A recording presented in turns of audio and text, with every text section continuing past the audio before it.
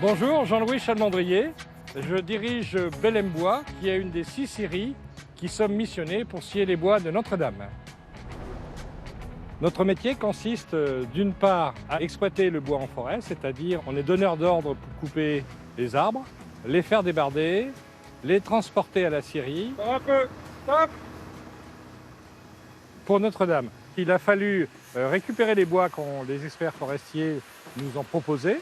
On nous a confié une partie des plus longues poutres nécessaires pour la flèche, ce qui fait qu'on a récupéré des bois de très belle qualité des meilleures forêts de l'ouest de la France. Les bois sont couverts d'écorce et dans ces écorces, il peut y avoir des cailloux qui abîment les lames. Donc on est obligé d'écorcer l'arbre au départ. Ensuite, il est installé sur le banc de scie. Cette partie pourrie, là, normalement, elle devrait partir au sciage.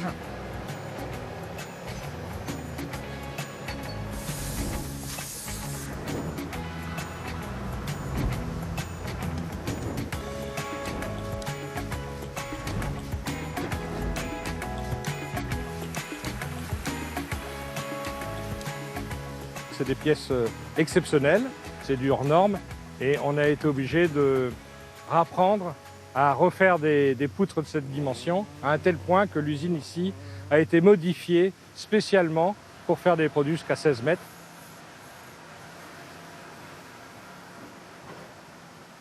On est obligé d'avoir des opérateurs qui mesurent sans arrêt la poutre pour parfaire l'objet final par rapport au desiderata qu'on a voulu. Donc la poutre au total fait 11 mètres de long pour une dimension de 40 par 60. Ça veut dire que c'est une poutre qui fait 2,5 tonnes à peu près. Et elle sert de soubassement en fait à la flèche. C'est-à-dire qu'on a 4 poutres maîtresses qui porteront l'ensemble de la flèche. Regardez cette poutre, elle est magnifique.